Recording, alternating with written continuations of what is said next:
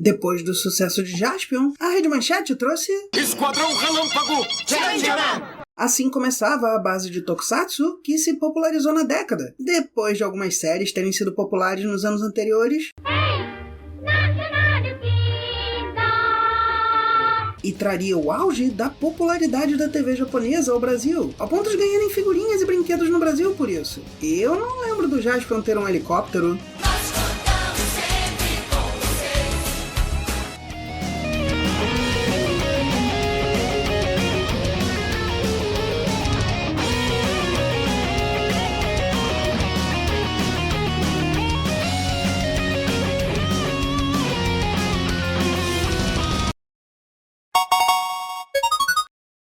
9 meses depois do Metal Hero começar, nascia a primeira versão brasileira do Super Sentai, Dengeki Sentai Changeman, que seria algo como Esquadrão Elétrico ou Chocante, mas também com uma ideia de súbito ou sem aviso.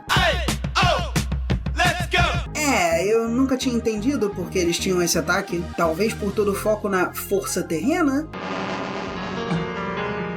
Mas é inteiramente possível que seja só eu mesmo. Eu nem lembro do CM. Ok, deixa eu tirar minhas curiosidades linguísticas menores do caminho. Giluki era pra ser Giluki, Yangeran era pra ser Jangeran, Amezu, o planeta de Aramis, talvez tenha esse nome pensando em Amazona, o que a tornaria a Mulher Maravilha, e Gata era pra ser Geta, ou seja, ele é primo do Wally. A questão que mais me chama a atenção é o tom, ou melhor, a variação do tom. Atualmente, senhor, os terráqueos estão com medo de cantar.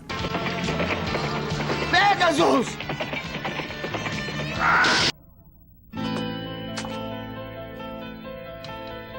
Tome o meu leite.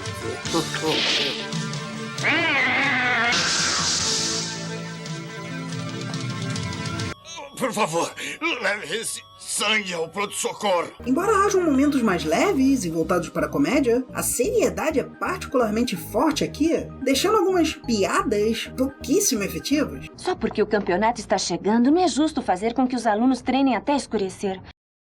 E se eu encontrar um tarado, hein? Ah! É um tarado! Seu tarado! Ai! Isso não acontece sempre. Por exemplo, temos um episódio de um monstro que é a estrela interestelar da estrela Hara. Pode me chamar de Hara-Ho! O metaleiro espacial. E é super eficiente contra os Changeman, mas... Então essa é que é sua cara? Os óculos! Onde estão os óculos? Mas que olhos caídos! ele é derrotado por não ser o gostosão que acham ser. Funciona bem como uma discussão do que é estrelato e como algo ou alguém pode ser completamente falso. Ok, concordo. Inclusive, é bastante divertido nesse sentido, vendo Shima parecer uma fã e gata com a câmera. Mas só funciona por ser canastrão, então não pode ser sério demais. Eu ganhei essa parada! É claro que sou do comandante Giluki. Pois então me focalize. É uma honra fazer uma reportagem sobre Hara Ross, o astro do universo. Ui, ai, como sou indeciso. Por outro lado, temos drama com aliens, tanto de uma que parece prima da Mitsui, quanto de uma família de alienígenas, cujo pai é um jacaré que atira pelos dentes e trabalha como navegador para Gosma. O mesmo cara que é alívio cômico e... faz isso é para ser levado a sério como pai de família. E eu não estou dizendo que não funciona, mas não funciona sempre. E se depois do mestre deles o ameaçar, e ele está fazendo isso por medo, eu não sei como eu riria disso, quando tudo é tão sério aqui. Ou não era pra gente simpatizar com um homem verde de 3 dedos? Isso já se vê no primeiro episódio, por exemplo, que começa com um esquadrão treinando e parece ter um tom cômico por um instante, mas logo depois eles deixam claro que o comandante está forçando eles, e muito, a ponto de quase atirarem quem ia desertar. O grupo é gigantesco e pronto pra desistir de tudo, mas acham ovos gigantes. Esse é meu. Eu vou comê-lo frito. Não! Vou fazer ovo mexido! Entende o que eu quero dizer? A piada não é ruim, pelo contrário, eu gosto tanto disso quanto de como às vezes eles são usados para manobras divertidas, ainda que sejam surreais. Mas essas pessoas, pensando em soldados do fromage, estavam temendo por suas vidas, e agora estão pensando que ovos gigantes são normais. Essas criaturas azuis oxigenadas neles dançam em sincronia e ocasionalmente tem mais gosma saindo de si. Bem, eles são do exército de Gosma. E eles ativam a Lady Goblin. Soldados Hitler! Riddler, com D. Olha, pode ser que era pra ser perto de Hydra e a tradução fez isso virar alemão, só que se é intencional, é como se o Diluc fosse o demo em si e o Gosma é o super demônio. Talvez essa gosma do Gosma seja marmelada. Junto deles, naves do exército Gosma, o pirata espacial Guba e o monstro do episódio chegam e atacam. Apenas 5 deles sobrevivendo e sendo envolvidos pela força terrena, que sabe como essas coisas funcionam, então lhes dá uniformes. E eu juro que não lembrava dos Bottoms, levados pela nave dos Defensores da Terra. Não esses. Eles veem que o comandante militar era o líder do Esquadrão Relâmpago, que é tanto a organização maior quanto os 5 especificamente. Isso não vai ser nem um pouco confuso. Eles decidem segui-lo e ele especifica a área de cada um. A nave derrota os jatinhos de Gosma e eles saem voando nas motos deles. Luta padrão, Power Bazooka, Gyodai chega numa nave e aparece um recorte do monstro do episódio esticado. Change Robô chega voando, as motos voam pra dentro e nem precisam ajeitar a traseira. A luta é um tanto limitada, mas eu devo admitir que para um episódio piloto não é ruim. Definindo bem os elementos básicos, ficaria melhor mais tarde, claro, com a dificuldade mostrada aqui sendo pouco expressiva. Porém, caso você não tivesse visto esse episódio, essas dificuldades de treinamento e serem escolhidos pela força podem passar desapercebidos. Fora alguns pequenos momentos em que sentem a força terrena quando a história pede que seu trabalho seja mais difícil do que de costume. De fato, eles vão perder sua força por 3 segundos e recuperá-la, e embora tentem mostrar como difícil, parece menos que aqui. Talvez tenham visto que ficou sério demais e amenizaram um pouco. Força terrena? Você quis dizer Força Atlanta. Mas sim, Atlantis existe aqui, assim como várias civilizações extraterrestres. Os monstros, embora possam passar como só mais uma criatura de outro planeta, digo estrela. Você não é o famoso monstro espacial Ross da estrela rara? Estrela Kryptônia! Monstro espacial Zela! Da estrela Ópera! Costumam declarar de onde vem e ter algum desenvolvimento, embora quase sempre mais falado que mostrado. O monstro espacial Mirá pode transformar-se em pessoas que estejam em frente ao espelho. Monstro espacial Giga! Gyodai tinha força porque você estava dentro dele. Eu vou usar Gyodai, vocês entenderam? Mais que o esperado para o monstro da semana, certamente, mas a qualidade deles varia. Podemos ter uma criança de um planeta com tecnologia mais avançada sendo enganada para ajudar o inimigo, ou um monstro que sobrevive sem a cabeça e jogam as 2 partes para que fiquem buscando uma outra e destruindo o mundo no caminho. Um monstro vampiro que cria garotas vampiras numa versão tokusatsu de Drácula, e não seria a última, ou um robô que seria para realizar desejos, mas de vez em quando é para fazer doces, seguido por um monstro que pode criar gás corrosivo se comer esses doces, e um fantasma, porque é um doce tão especial que pode ressuscitar. Por que vocês fizeram isso? Eu não gosto de ver nenhuma família feliz. É um pássaro? É um avião? Não, é um comercial.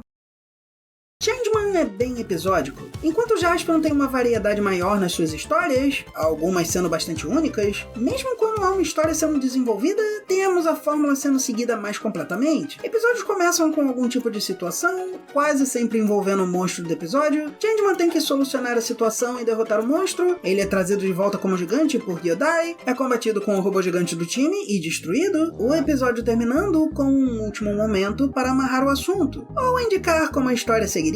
Alguns elementos aumentam um pouco a variedade, como o envolvimento de outros aliens ou de terrestres, os planos não sendo sempre só a chegada de uma fera espacial nova, e até a quebra de partes mais mecânicas, como a formação do Change Robô não ser sempre mostrada, às vezes sendo mais rápida, outras vezes o robô chegando pronto, como no primeiro episódio. Da mesma forma, eu fiquei surpreso com a participação de Bazoo. Não esse, que sempre ameaça e pune os vilões se não conseguirem conquistar a Terra. Isso contribui para a questão do tom. Os vilões são pessoas torturadas para trabalhar para o Super Demo, tendo a promessa que o mundo do vencedor seria restaurado. Isso seria bastante sério e aterrorizante, mas me parece que era para ser considerado comum e normal, ou até cômico. Talvez seja só uma ideia antiquada que só por algo ser estereotipicamente cômico basta, mas ao mesmo tempo passa um desespero em deixar algo sério demais mais palatável.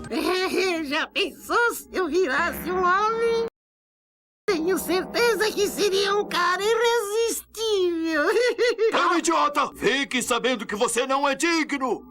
de ser um dos Cosma. Isso fica ainda mais claro quando vemos o episódio da boneca espacial, que por acaso parece com os Chacomons da vida, e tem uma gravação que seria do segredo de Bazoo. Durante o episódio, os servos de Gosma parecem querer saber qual seria o segredo, e não é exatamente bem representado, mas meio que implica que trabalham para ele apenas por não verem uma saída. Embora isso não vá ser usado em mais episódio algum. O segredo não é uma fraqueza de Bazoo em si, mas da série, junto com várias outras coisas que não são bem desenvolvidas, infelizmente. Essa informação sobre Bazoo é descoberta e ele é derrotado em menos de um episódio, de uma forma que não funcionaria, segundo todas as limitações que vimos antes. Da mesma forma, a base do Esquadrão Relâmpago é secreta, e temos um episódio em que tentam descobrir onde é, mas aí só vamos ver significância em descobrir onde é quase no fim da série. Para ilustrar o problema, no episódio 8, Tsurugi tem uma história um tanto quanto melodramática. A bola dragão. Ele está suplicando.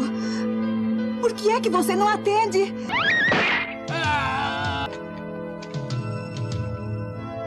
Por causa da minha bola dragão. O meu melhor amigo sofreu um acidente gravíssimo. Mas eles são salvos pelo beisebol.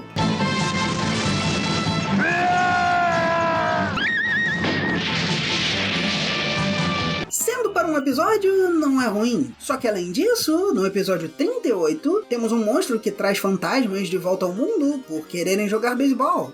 Sim, é uma série japonesa. Então, quando ele é visto com o uniforme de novo, faz ainda mais sentido. Não é necessário, mas ajuda um pouco. Um detalhe pode sobreviver 30 episódios de separação, porque é só um detalhe, algo extra. Minha base mantida secreta é tratado como um detalhe, junto do segredo de Bazoo. Conhecemos o filho do cara e nada. São tratados como coisas sem muita importância, jogados no éter entre a Terra e a nave Gosma, junto com a moto do Bulba. O tratamento dos tropos não é tão diferente. Os Changemans são apresentados ao resto da organização e recebem as boas-vindas.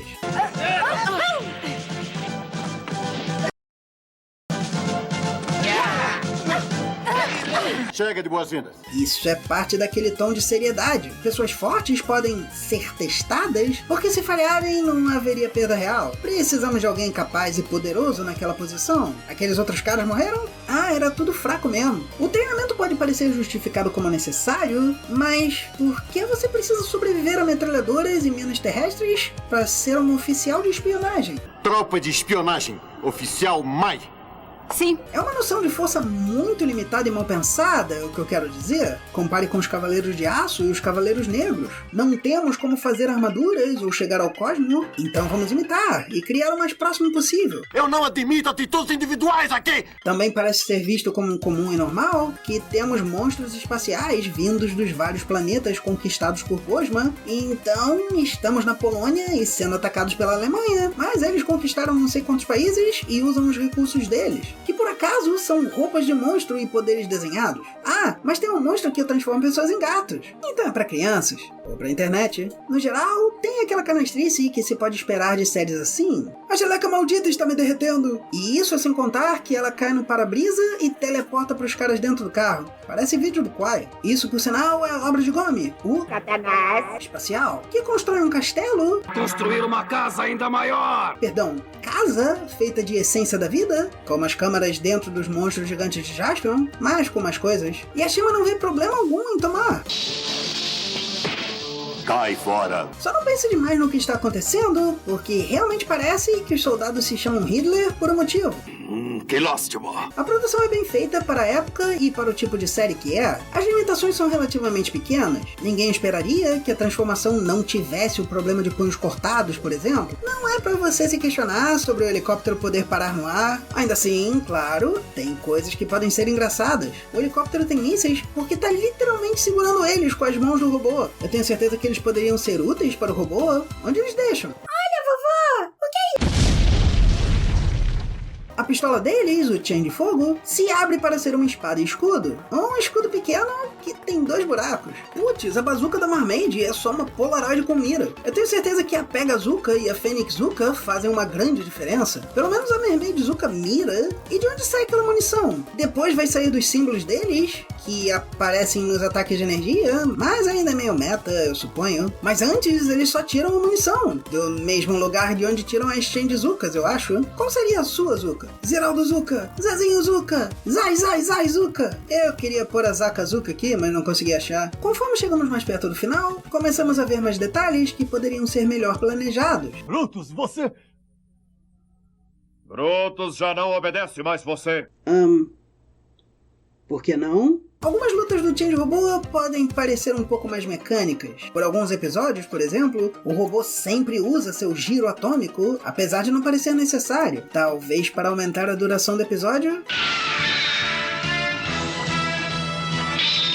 Poderes desaparecem sem explicação, mas o robô parece usar a defesa furacão, só que só uma vez e sem nome. Talvez não tivessem tempo na dublagem? Indiferente dos motivos para isso, os problemas são poucos e eu acho que pouco notável para quem só está vendo. Algumas coisas, porém, podem ser mais problemáticas. Hayate perseguindo mulheres, ele querendo ir num festival de escola com garotas. Olhe, aqui é um colégio famoso de meninas. O Zoro queria também, mas parece ser só pela comida, e aí estraga tudo enquanto Hayate está falando com garotas. Que será?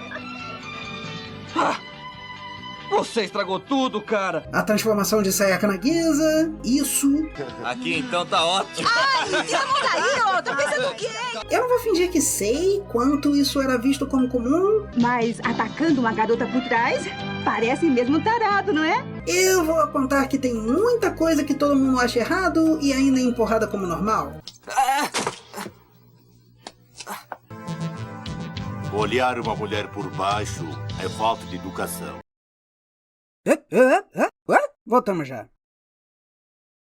Vamos falar do desenvolvimento da história. Ele começa no 6º episódio, quando o líder do esquadrão inimigo, Diluc, fala sobre sua experiência com o monstro da semana e a rainha Rames. E a Rames, a rainha? Nem sei se ela ainda está viva. Você e a rainha Rames não concordaram em unir-se a nós. Ela então apareceria como uma ameaça no episódio 17, quando ela traz um monstro para servir ao Sr. Bazoo. Quem é você?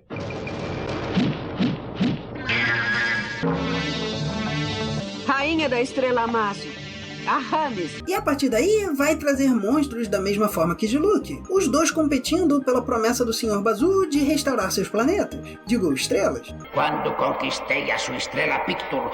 É um animal especial da estrela Pleiades, da família Nuvem. Esta é a estrela Eagles, onde nasci. No 13º episódio, conhecemos uma garota que teria vindo de um planeta de pessoas geniais e tecnologia muitíssimo avançada. Ela é convencida que um doutor terrestre é seu pai e usam ela para ajudar Gyodai, um monstro que faz inimigos crescerem. Isso se dá com ela criando um bracelete para outro monstro capaz de absorver energia, que a transforma em pílulas para alimentar Gyodai e deixar que crie monstros, usando seu raio em lagartixas. Essa é uma ideia interessante, porque permite a existência de múltiplos monstros sem diminuir sua capacidade exatamente. Você pode pressupor que eles seriam mais fracos, já que podem morrer por um sling, mas ainda seriam um problema por serem múltiplos. E no episódio seguinte, um monstro desses episódios não seria o único obstáculo para o robô. Enquanto isso, a criança de Tecnolickel decide fugir, deixando uma mensagem de agradecimento junto com seus brincos. Eu vou passar o resto da minha vida neste planeta. Por outro lado, no episódio 16, temos uma raça de anjos espaciais que Bazoo odeia e destruiu, mas uma sobreviveu. E eu tive que falar isso, porque vai ser vital, mesmo ela também não aparecendo de novo até o final.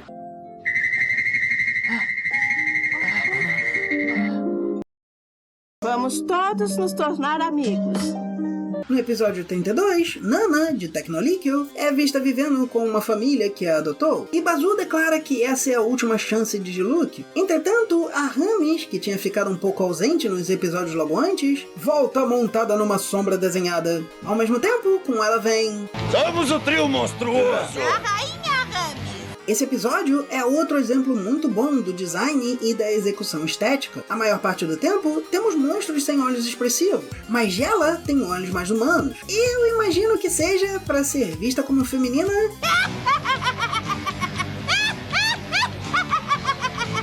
E saibam que aqueles são cabelos e não enfeites no chapéu do Boga.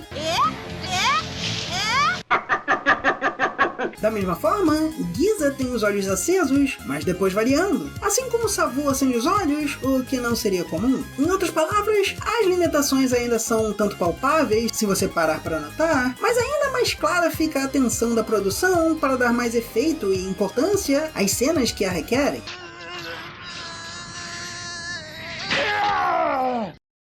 O maior problema essa tensão não ser tão constante. E Savu tem músculos infláveis? Dado o contexto, eu imagino que era pra ser...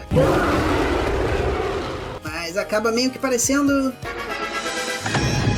Claramente não era intenção, mas músculo forte não costuma parecer macio.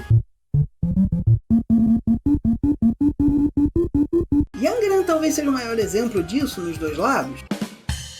É um dragão voador meio-meio, como o Demo Dragão, mas com asas em vez de tentáculos. Ele tem 2 armas de sopro, além de um ataque de energia, e 2 cabeças ligeiramente diferentes uma da outra, o que é uma escolha que eu gostei no design, basicamente dizendo similar, mas diferente. Por outro lado, mesmo funcionando bem na prática, não sabemos o outro elemento dele. Isso porque temos um jato meio aleatório e sem efeito.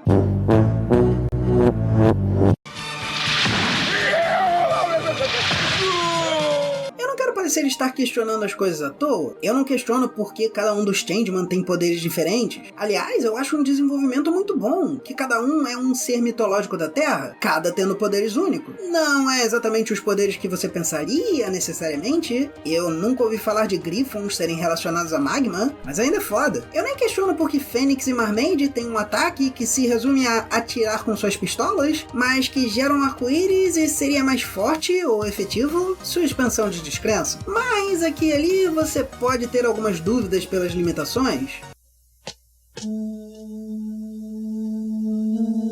Nada que impediria de gostar do episódio, eu só estou sendo minucioso, já que faz parte do meu trabalho. Voltando à ótima estratégia de Aramis, que já traz problemas para os Changeman, a rainha consegue se banhar na aura energética, se torna mais forte e passa a liderar os vilões com a bênção de Bazu, enquanto o Diluc é jogado fora, no cemitério espacial. Então, o inferno dos espelhos do Supreme, claro. Infelizmente eu tenho que notar que Diluc está ansiosamente indo pra cima de uma criança pra ter a energia dela virando adulta. Pelo menos aqui não parece estar falando virgindade explicitamente. Cuidado, meninas de virgem. É estranho ter de apontar isso numa série que tem Hayate. Isso talvez seja subtexto e ainda nojento, mas é menos ruim que Hayate. De qualquer forma, o episódio 34 começa com Aramis liderando os vilões. E nos próximos episódios, os Changeman têm muita dificuldade para derrotar cada um dos 3. Especialmente por Aramis participar das batalhas, criando campos de força e atacando diretamente o Esquadrão Relâmpago. Devia ter sido mais proativo, Diluc. Não produz nenhum efeito! Ei, não tá legal? E já tem mais. No primeiro, Savu é derrotado graças ao sacrifício do bicho de estimação de Nana com seus brincos. Essa pobre Agome nem fala a maior parte do tempo, mas aí fala um instante quando é conveniente e nunca mais depois. Miseráveis, são realmente espertos. Apareçam! Não há parede nenhuma. O campo de força não chega até o subsolo. O sacrifício do bichinho, chamado Cooler, devia se sentir muito feliz. Abre o chão e deixa sair uma energia que ajuda a derrotar o monstro. E aí temos, além do Change Robô sentado, Aramis usando energia mortal! Que eles tiram os uniformes. Eles conseguem fugir, mas Ozora começa a tentar chegar a um lugar que diz ter a força terrestre. E Book diz não ser a força terrestre, mas ele continua, vendo a formação de um vulcão. Só que aí Aramis chega, usa o golpe, e eles conseguem se transformar apesar disso. Então eles derrotam Jella. Bem, quem não sabe tem que ver primeiro. Não poderão destruir o campo de força. Agora!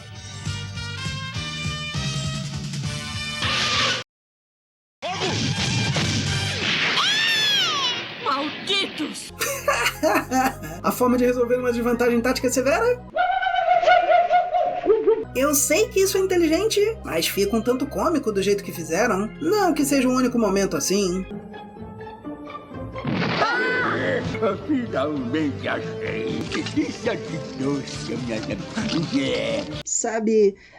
Às vezes, me dá a impressão que essa série é meio boba. Mas como isso ajuda na batalha contra o gigante? Não ajuda. Mas por algum motivo, ela passa pelo campo de força para atacar e depois volta. Então eles só conseguem atacar ela antes que ela volte, porque a Aramis está lá, mas não pode mover o campo de força ou fazer um novo. Talvez a ideia é que teria sido mais rápido do que parece. Eu não sei. Ela já prendeu eles numa bola de campo de força? Por que não faz isso? No episódio seguinte, o golpe de Aramis funciona de novo, eles são soterrados derrotados, mas salvos por Ibuki, que está exigente de novo. Tem uma reunião de emergência, uma das coisas que funciona melhor, por ser mais construção de mundo, aparecendo aqui e ali. Sem Changeman, outros vão com suas motos e picape para lutar contra Gosma. Eles são revelados serem outros membros que tentaram ser Changeman, mas não conseguiram. Eles vão com os coadjuvantes, levando a energia mortal mais 2 vezes, até sair do meio da fumaça com o fogo do seu símbolo, e cada um deles absorvendo essas chamas. E é assim que conseguem criar munição com energia, que ainda precisa ser carregada, e transpassar o campo de força, o que faz a Ramis não participar mais das lutas. Diluc não saiu da nossa história, aliás. Ele começa a voltar com o corpo de um monstro com que se fundiu, e no episódio 42, conduz uma missa negra, como se fosse católico em novela da Record. São quase 1700 anos espalhando trevas pelo mundo afora. Para forçar Nana a emanar sua aura energética uma segunda vez. Os Changeman interrompem, mas começa uma disputa por Nana entre Diluc e a Ramis. Shima aparece com vagalumes espaciais. Sim, é Tokusatsu. Mas Diluc os rouba e transforma num monstro, e Bazoo impede que interfiram. Isso resulta no monstro capturando o Dragon, Nana criando uma arma para libertá-lo, mas sendo presa pelo monstro e levada por Diluc. E a missa recomeçando, fazendo sua aura energética ser lançada enquanto o monstro gigante distraiu os Changeman. Eles mal chegam a tempo de ver que Diluc virou Drácula espacial. Digo, Super Diluc. Fabulosa. E Nana foge, pedindo perdão por insistir em ser uma criança normal e ter criado um terrível inimigo. O próximo monstro usa a fantasia que Diluc estava usando, e esse é o poder dele, dar as fantasias que já estavam no armário, quer dizer, na zona fantasma. E Mai fica presa sobre a redoma de energia do Super Diluc, numa cidade do Velho Oeste, onde ela é uma mestre do disfarce, como nunca antes e nunca de novo. Vez por outra, a Índia. Voltando um pouco, no episódio 27, conhecemos a esposa de Gata, Zoli. Esposa do Gata. Ah, é verdade? É mulher! Tu é burro. Ela é totalmente diferente do Gata, fora a silhueta. Por sinal, ela tem mais detalhes e olhos fixos aqui. Depois ela vai ter menos detalhes, que deixam a aparência dela melhor, mais olhos que balançam e meio que distraem um pouco. O quê? Então, e a Terra? Ela o chamou dizendo querer ajuda para levar Gata de volta ao seu planeta, digo Estrela. Eu gostaria que ajudassem para que Gata retornasse à nossa estrela. Toque a música da Estrela Ney. Quem sabe dessa vez papai volte conosco para nossa estrela. Só que é uma armadilha e ela estava trabalhando com Gosma, em troca de Gata poder voltar. Antes do episódio acabar, Gosma leva ela numa nave. 20 episódios depois, vemos o filho de Gata tocando sua flauta, que por acaso tem a mesma frequência que um dispositivo que cria terremotos e que também por acaso está na Terra. Ah, bom, então assim sim. Zoli fala que não tem coragem de dizer para o filho que Gata está no mau caminho. O que eu devo fazer agora? E depois de Gata tentar fazer seu filho cooperar com Gosma, Changeman lutam pelo aparato, destruindo o monstro enquanto o robô segura ele. E Zoli explica para seu filho o que está acontecendo. Temos um episódio em que piratas espaciais vêm resgatar Bulba, enquanto Super Diluc tenta transformá-la em monstro para lutar contra os Changeman. Os piratas espaciais são outra coisa que funciona. Por ser mais para um mestre, a pirata que o admirava morre tentando salvar Bulba e ele a enterra. A implicação é que ela o amava, eles até têm aquela ligação pelos dedinhos. Mas, como veremos, ele não sentiu o mesmo. No seguinte, é a vez de Shima ser transformada em monstro, mas dessa vez vira mesmo. Agora é monstro espacial, Tony! É terrível demais! Eles têm um plano e tal, mas o importante mesmo é que o Walad tem uma flauta nova. Não, mas a música que ele toca afeta as pessoas, as deixando nostálgicas. E esta suave canção da saudade penetrou no fundo da alma de todos. Ela consegue fazer Shima se lembrar de quem é, trocando sua máscara lá hexadecimal, até o ponto em que ela se separa do monstro e ele absorve os Hitler ao redor para se completar. Segundo Diluc, aquele monstro dele já existia e eles se fundiram. Esse monstro era Shima, mas sobrevive sem Shima? E aquele monstro podia criar monstros usando corpos. Você não pode tirar leite espacial na peneira, a não ser que seja algum monstro espacial cheio de Bulba. Miserável! Irritado, Bazoo pune a Ramis e divide seu dragão em 2 monstros da semana. Aqui vemos que era para o poder do segundo ser gelo, ou Filmito, e que os 2 monstros ainda podem voltar a ser um e usar seus poderes estrategicamente. Até que... Gás congelante! Congelei meu irmão! A estratégia dos 3 patetas funciona novamente. A família de Gata foge no fim do episódio, mas no seguinte são encontrados por Nana em uma igreja. E Zoli pede que ela encontre Gata. O nosso filho! vai nascer. Filho, isso quer dizer que... Não, eu não quero pensar nisso. Gata mais uma vez se vê sem saber o que fazer, até que... Eu quero abraçar meu filho! E finalmente eles vão para o lado dos Changeman, definitivamente. Embora tenham tentado transformar os dois em monstros, Shima e Buba continuam com os vilões até o episódio seguinte, em que tentam convencer Shima a abandonar Gosma, Buba parecendo entender sua dúvida. Finalmente... Espada Vital! E Buba luta com o Dragon até o fim, inclusive sem música de fundo, com alguns momentos bem bonitos, eu diria. Mas... O golpe da espada vital não mata as pessoas. Com o choque, eu fiquei por uns tempos morta. Foi você quem me salvou, não foi? Não, você morreu e ressuscitou em seu ser verdadeiro. Eu vou chutar que algo se perdeu na tradução aqui. Talvez a ideia era o golpe é feito para que só apaguem por alguns minutos, mas eu estou chutando. Ah, e agora ele está normal. Então a voz dela muda. Buba! E a espada vital, claramente é o Spadium Laser. Detalhe, o ataque do Dragon também tem esse efeito, então talvez ele estivesse dando sua energia vital para ela. Ele diz que ela renasceu em seu estado real, então talvez seja isso que o golpe faça. Seja como for, ele tenta atacar a Ramis, mas explode. E o episódio acaba normalmente. Mas o plano era sacrificar Shima com um monstro que usa energia oposta dela, e agora não tentam mais? Era energia do planeta, não é como se ela não fosse mais de lá. Changeman está dizendo que ela é normal por não ser mais de lá? Não sei. O episódio seguinte começa com a Ramis contemplando como está sozinha, com Gyodai, agora que tantos se foram, e Super Diluc a transforma em um monstro capaz de rebater a poderosa bazooka, antes mesmo de dizer seu nome. Monstro espacial Meso! Todos estão tentando se recuperar quando ela consegue achar a base, que era secreta, lembra? Shima vem na voadora, mas ninguém consegue resistir ao seu ataque até que Ibuki chega. Então explicando que vem de um planeta conquistado por Bazoo e vem em busca de guerreiros. Luta com a ajuda de Nana, Ibuki e Shima e a Ramis sai do monstro. Talvez seja só normal pra eles. Todo mundo só espera que todos possam se bipartir, como amebas. A Ramis sai meio lelé pela base, destruindo o que vê pelo caminho. Changeman derrota um monstro, a base Shuttle ainda está a salvo, mas eles perdem as instalações. Pela primeira vez, a nave-mãe é levada à Terra e parece derrubar a base Shuttle, caindo coincidentemente na frente dos outros personagens. Eles têm de recuar, mas Gata diz onde podem achar uma Gosma Fighter. E Tsurugi vai nela, Nana se infiltrando para ir junto. Dragon consegue pegar Super Diluc em cheio, mas isso não basta. Nana o salvando dos raios e forçando Diluc contra o painel, fazendo a nave descer. Super Diluc se transforma num monstro para atacá-los, e os Changeman sofrem pelo monstro ser o mais forte que já enfrentaram, até que Dragon diz para atacarem onde ele o feriu. A batalha contra o monstro gigante e Giras também é interessante, tendo mais ataques com a espada, já que parece que a ideia era ele ser mais habilidoso com elas, como Diluc parecia ter sido, ocasionalmente, e porque parece ter descoberto o segredo de Bazoo, mas a nave Gosma é levada do planeta. Então eles seguem na base Shuttle até o próximo episódio?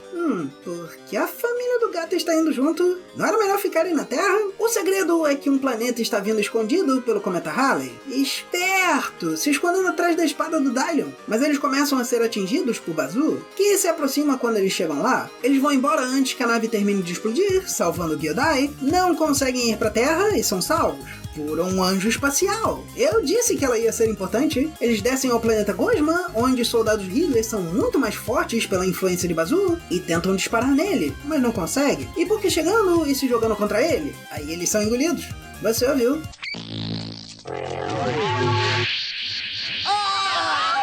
E porque diz que aquele era um holograma, quando são atacados por gás e artérias, eles passam por um longo túnel vivo, eles subiram pelo cu de Bazoo? Nem, eu não sei, eles foram engolidos. Mas Bazoo é só o mágico de Oz de um planeta vivo como Ego, mas que come outros planetas como o planeta feroz de Guerreiros das Sombras. Eles acham o talismã Meriliano e usam a Power Bazooka para avisar Gyodai para fazê-lo crescer? E funciona? Aí eles voltam pra base e... o Boy está lá esperando. Eles vão com ele e...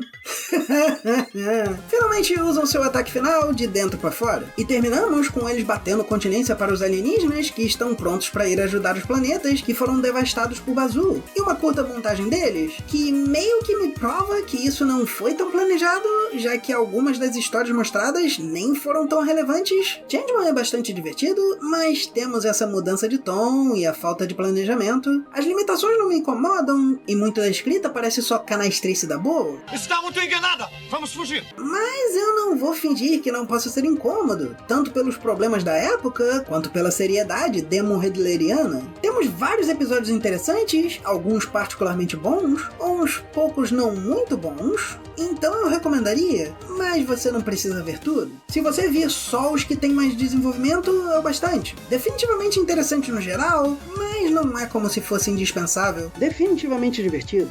E se você gostou, dê uma olhada no meu vídeo sobre Jaspion. E até mais, Capamigos!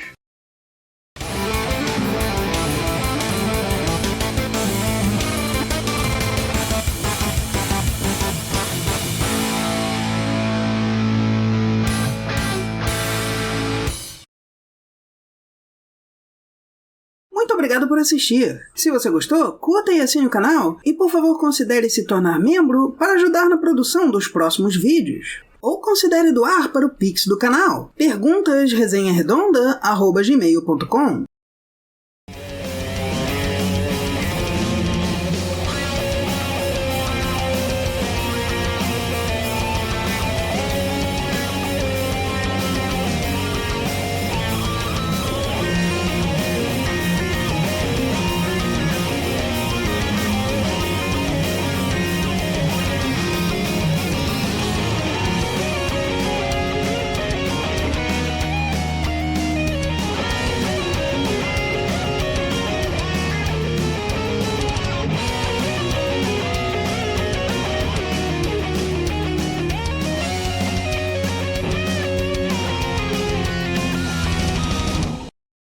Gravação na câmera pra ver o estéreo, né? Porque o microfone ainda tá mono. Não como se fosse deixar de ser mono.